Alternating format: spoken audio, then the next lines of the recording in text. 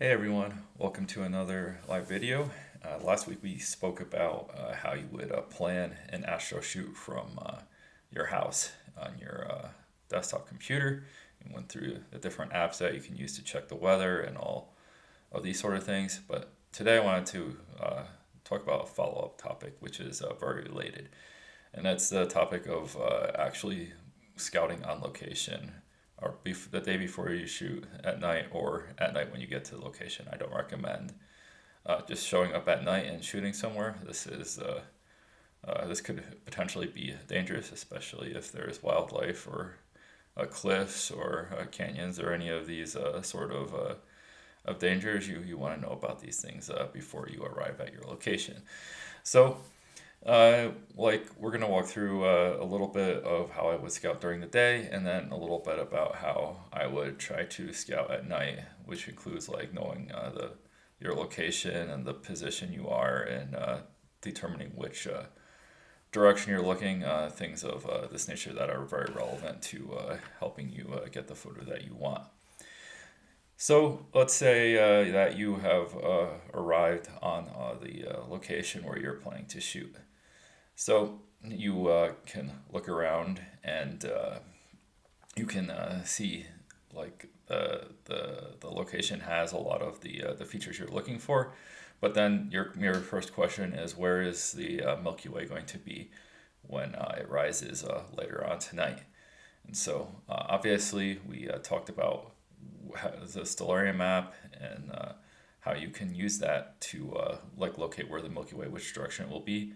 That's when you have your phone, and I would continue to use this app throughout your scouting, because you can set the specific day and time. You can download the phone version of this. You may have to pay for this if you're buying. I don't remember if it's paid on both Android and iPhone, but like the app is available on both platforms, and you can purchase it and continue to use the same app that I recommended for desktop scouting. So this will help you know approximately which direction. But like this may be a good idea for you to know which direction it is, but how do you know which direction you're actually facing when you're standing at your location?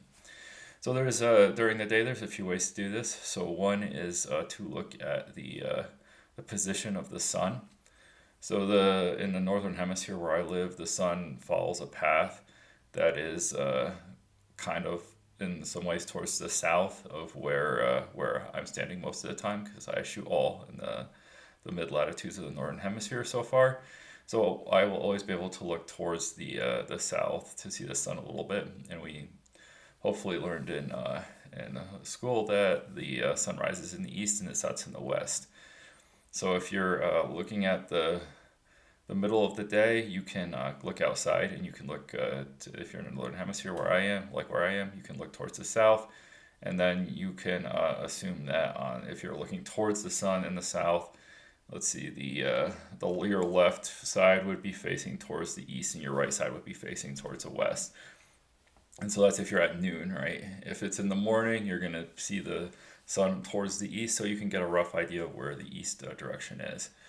So, like, if you're having this time of year right near the equinox, where the days are even length, it's going to be setting closer to the east and the west, depending on the time of the year. It'll give you a better approximation. What else can you do? So obviously as the sun is going setting closer to sunset, you can see where the west is directly from the west, and then from that you can figure out where you're looking just from the position of the sun. So sometimes it's still a little bit hard to get an exact direction, right? So say it's like 3 p.m. and the sun sets at like 9 p.m. or something like that, right? It might be really hard to tell exactly what's directly south, what's directly east or west, because the sun is not giving you really strong positions like it would at noon or at near sunset or sunrise. So you can use other features of the geography of your area, right? So if there's different points of reference, you can figure out where you are with respect to those. Maybe you look at Google Maps or whatever maps app you're using, and try to figure out where you are and what landmarks you can use as a reference to see which direction you're pointing. I use roads a lot of the time or hiking trails. So if you can figure out where you are with respect to those, those are usually facing a very specific direction. If you can figure that out, then it's pretty easy to see which direction you're looking. Yeah, so another thing you can use is if you trust the direction in Google Maps. A lot of times, if you like hold your phone in different directions, you can get a rough estimate of which direction Google thinks you're looking in. So if Google is accurate, then this can be a really helpful tool for finding if you're looking in the right direction to plan out your composition. So yeah, so this is a few of the topics that are ways that I would like look at it during the day. So now, if you're looking at a location at night, actually before we go there, like also when you're looking during the day, like look for choose reference points for one. You always want to be safe when you're doing this. So pick reference points, know exactly where you're going. You want to go at night, so you have an exact plan and you show up at that exact location. You know what to expect. You know if there's any risks involved, if there's like a cliff or something or whatever. And you want to make sure you're staying on any proper trails because you never know. You don't want to like step on who knows what, like a rattlesnake nest or something, right? If you're just wandering around off a trail, like you never know what you could find. So it could turn into a dangerous situation. So know where you're going, and also be sure to plan ahead. Carry water with you, both during the day and at night. I was just traveling this past week, and I just randomly started hiking on this one trail, and I realized that I was doing a 1 mile in, 1 mile out hike. And I had carried no water with me. So this probably isn't the wisest thing I was doing. Thankfully, it was like I was fine, and I was properly hydrated before.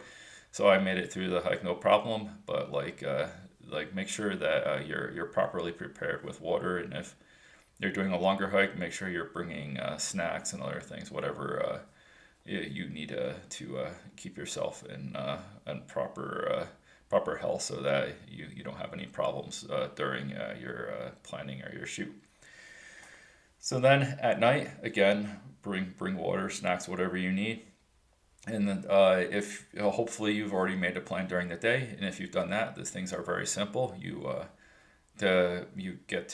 take the proper trails. You get to the location where you're planning to shoot. You set up your tripods and whatever your trackers, and then you make sure you capture your shots, and be aware of like anything that could be around you, wildlife and whatnot. Like I don't usually worry about these things too much.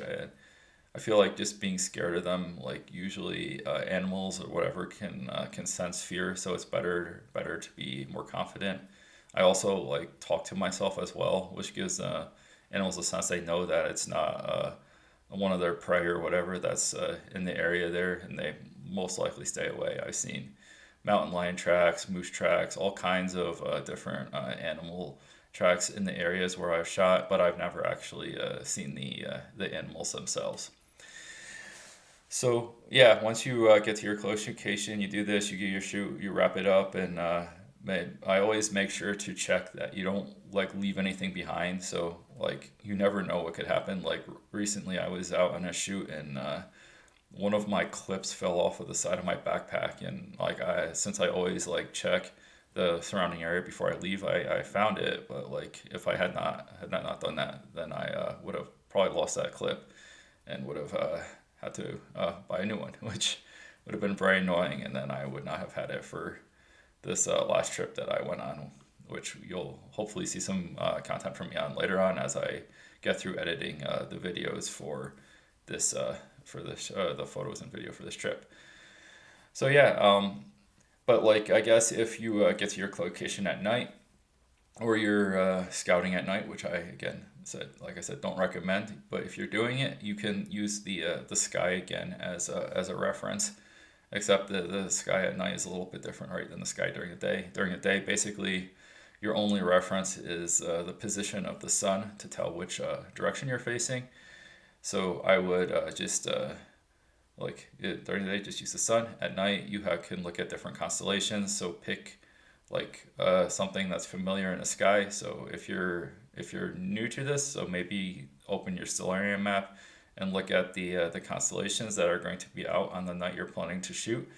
So some that are always there, right? The Big Dipper, the Little Dipper, and are always in the sky because they're up in the north. Throughout the rest of the sky, most of the constellations will change throughout the year. So you'll have to check which ones are visible during the time period you're planning to shoot. But the Big Dipper, Little Dipper are good references. Very easy to find in the sky. If you see the North Star and the Big Dipper, Little Dipper, you can find exactly where north is, and then from there you can know which direction you're looking. So, like you might want to know how to find the Polaris and North Star, because Polaris is like the most useful star, at least for your star tracker and knowing direction. And an easy way to do that is the Big Dipper is much more prominent in the sky than the Little Dipper. So you want to find the Big Dipper, and then if you go to there's like the arc of the Big Dipper, the handle, and then there's the scoop of it. So the two stars on the very far end of the scoop, if you do a straight line from that, you'll run straight into Polaris, or very close. And so that's a really easy way just to look at the sky and find the position of north.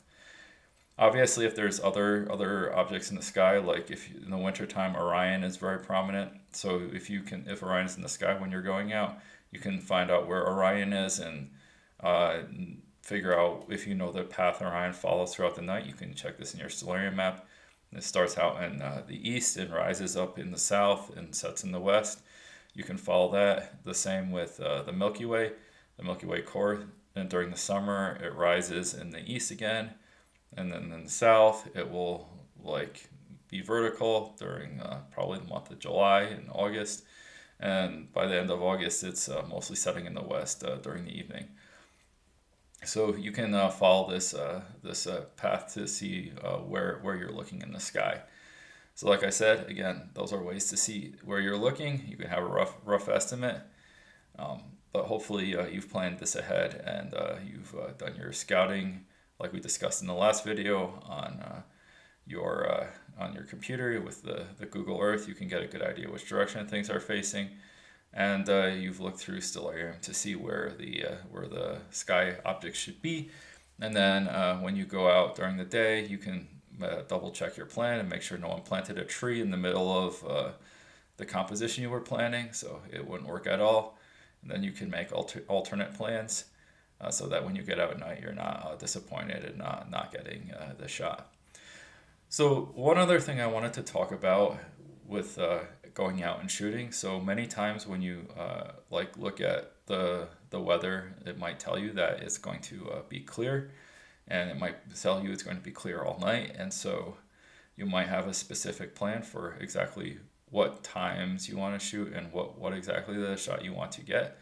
So I would encourage you to be more flexible. So I was my last trip, I went and shot on multiple nights where it was predicted to be completely clear all night, and I woke up at 3 a.m. to go shoot the sky, and it was like mostly cloudy. So both nights, I was kind of a bit discouraged. You know, like you go out there and you have a whole plan, and suddenly you can't actually shoot what you were planning to shoot during that time. So both nights I went out and I did some shots that were not what I had planned in areas of the sky where it was still clear. And both nights, as I waited it out, it became clear over time, enough for me to actually get shots. Neither night it was completely clear, but there was enough of the Milky Way visible that I was able to capture a shot. One of the nights, it only happened 10 minutes before sunrise, so I really did not actually get a great shot. Actually, not before sunrise, before the end of Astro dark. So I could only quickly shoot a very fast panorama and not shoot the tracked panorama I was hoping for. And also, I didn't have a lot of time to shoot foreground, so my foreground for that panorama is probably not going to be as good as it could have been. But at least I was able to capture a shot in conditions when I thought I might not be able to get a shot at all. So I just encourage you that in real time, even if it's looking cloudy, if you're seeing some sky and it's not raining or snowing or whatever on you, the weather is like bad, like I'm not encouraging you to go out in really like potentially dangerous weather conditions. But when the weather is looking iffy, like just it's just clouds, then I would encourage you to take your chances to go out. And like sometimes like your best, for me at least, my some of my best time lapses, if you're into shooting time lapses, have come when it's partly to mostly cloudy for part of the night, because the clouds make the time lapse unique. So you can see the foreground features with the clouds passing through, and then maybe the Milky Way kind of peeks through the clouds here and there, Orion or things like this. So yeah, like there are still shots that you can have. And high clouds, if you follow me on Instagram, I have posted one or two photos recently where high clouds were making the stars bloat. So it gives you a lot of options where you can shoot different constellations without filters on your camera like you might need to otherwise.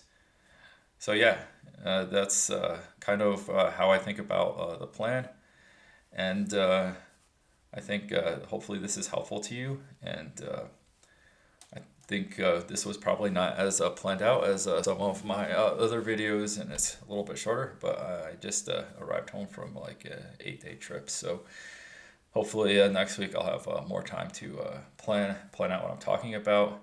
As always, if you are looking for this kind of content and you want to find the video from last week and other details about my tutorials and stuff that I have, you can follow me in school or join my community, whatever you want to say. And as always, thanks for watching, and